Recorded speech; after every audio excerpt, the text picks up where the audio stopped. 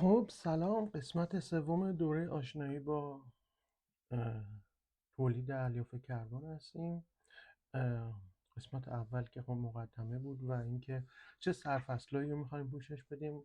قسمت دوم در رابطه با آلیتراپ های کربن صحبت کردیم و دایموند چیه، گرافایت چیه. تو این قسمت میخوایم در رابطه با استراکچر گرافایت بیشتر صحبت بکنیم یا گرافیت، حالا همونطور که تو فارسی میگن. اه، راجع به استراکچر گرافیت صحبت کنیم و اینکه ببینیم الیاف کربن چقدر شبیه به این استراکچر گرافیت هستن. خب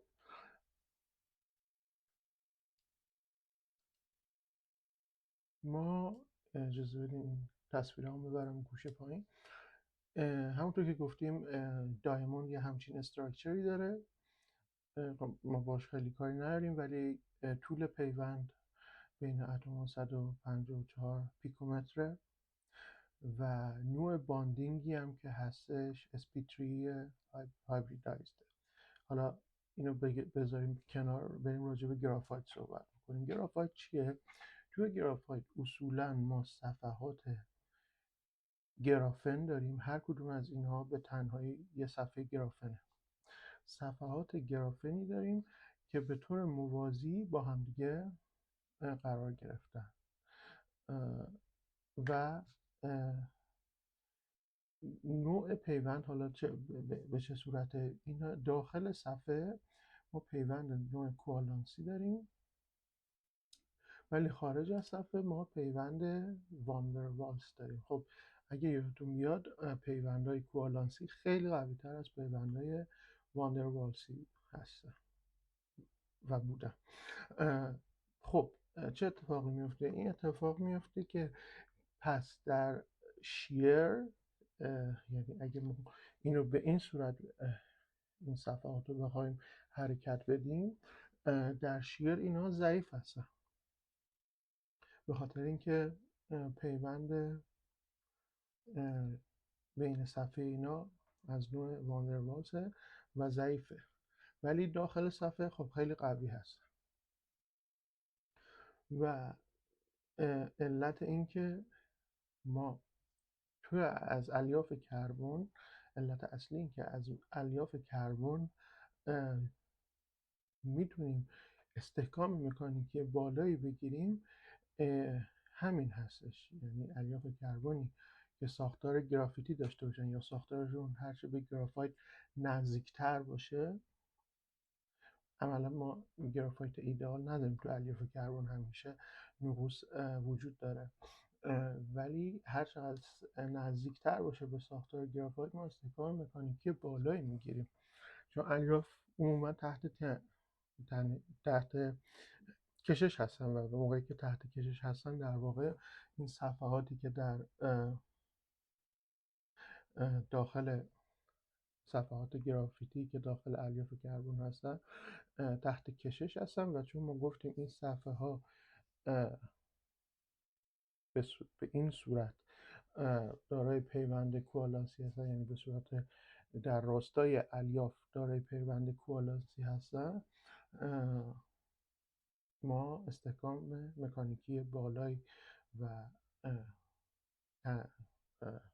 تنش بالایی میتونیم از اینا بگیریم. در واقع شما میتونید اینجوری تصور بکنید که الیاف کربن در این راستا هستن. پس ما اگه در این راستا الیاف رو بگیریم بکشیم، داریم از اون پیوند کوالانسی صفحات گرافن استفاده میکنیم. خب این در واقع علت اصلی استحکام بالای الیاف کربن. این شکل پایین که در واقع یه مولکولی رو داره نشون میده، به این میگن sp2 hybridized، یعنی اوربیتالی که هایبریدایز شده. اگه شما یه مراجعه کوچیکی به شیمی داشته باشین، در واقع دو تا اوربیتال با هم پیوند میکنن. حالا این شکل خوبی نیست. اگه ما برگردیم به همون کتاب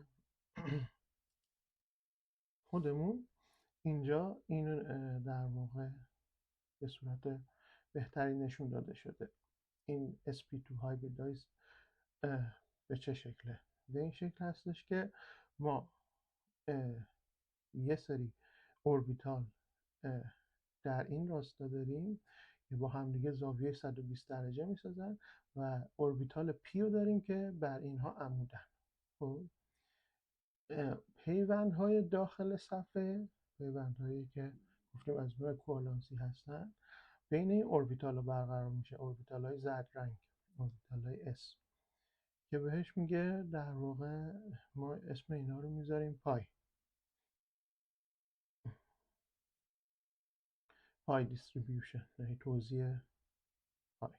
و اونهایی که خارج از صفحه هستن که به ما توی پیوندهای واندروالسی کمک میکنن و اوربیتال های پی به رنگ بنفش هستن و ما اسمشون رو میذاریم سیگما.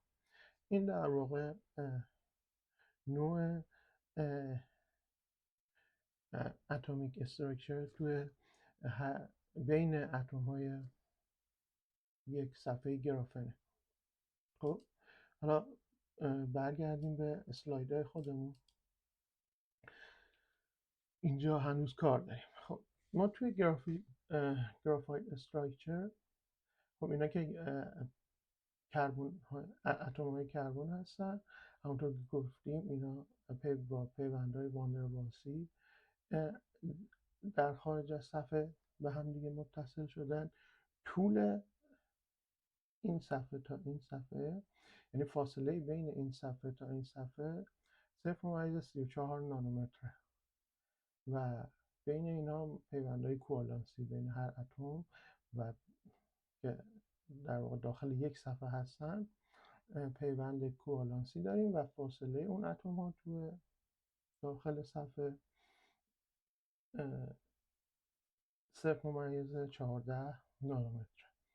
این هم همونه، منتها به انگستروم، در واقع اعداد رو به انگستروم نشون داده که در واقع میدونیم انگستروم 10 برابره، یک انگستروم 10 برابره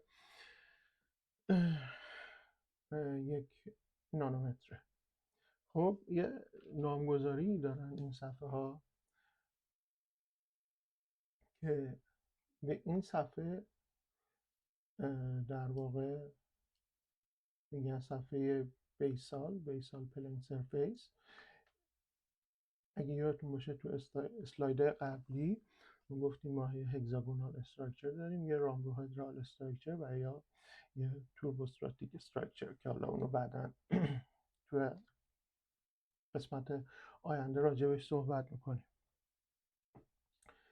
و اطلاعات مهم دیگه که راجب این هستش اینه که توی مدل هگزاگونال صفحات به صورت ABA تکرار میشن، ولی توی مدل رامبوهدرال صفحات به صورت ABCA تکرار میشن و همونطور که می‌بینید یه شکل پیچیده تری داره نسبت به هگزاگونال. و این صفحه هم که در واقع صفحه پریسماتیکه اسمش. من تصویرمو برگردونم اینجا چون میدونم یه دونه بله این هم دوباره هگزاگونال گرافایت و رامبوهدرال گرافایت رو دوباره با هم مقایسه کرده و نامگذاری صفحات و اندس میلر ها یا اندیس های میلر در واقع راجب توی شکل نشون داده شده. این صفحه میانی صفحه 0.012، حالا اینو خیلی جاها با 0.02 هم نشون میدن، در واقع ضرب در عدد صحیح میکنن که به این صورت نباشه، در واقع بیشتر اوقات به صورت 0.02 نشون میدن. اینا خیلی مهمه. چرا؟ چون که موقعی شما یه الیاف کربن تولید میکنید میتونید با استفاده از تست‌های مختلف مثل XRD یا TEM ببینید که چقدر از این ابعاد فاصله داریم. هر چقدر شما به این ابعاد نزدیکتر باشین، الیاف کربنتون گرافایت تره، به گرافایت نزدیکتره. در واقع این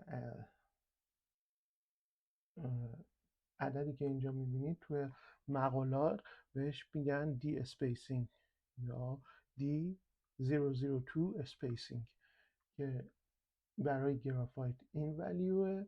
ولی خب شما موقعی که یه الیاف کربن تولید میکنید معمولا از این عدد بزرگتره، چون که خب به حالت ایدئال نمیرسید. ولی هر چقدر به این عدد نزدیکتر باشه شما یه الیاف کربن گرافیتی تر دارین تا یه الیاف کربن آمورفوس یا توربوستراتیک. خب من فکر کنم برای این جلسه کافیه. جلسه بعد راجع به توربوستراتیک استراکچر بیشتر صحبت میکنیم. تا اینجا هستیم، تا توی در واقع ساختار گرافایت هستیم و بعد روی قسمت های بعد بیشتر راجع به الیاف کربن و نحوه تولیدشون صحبت میکنیم. خیلی ممنون از توجهتون.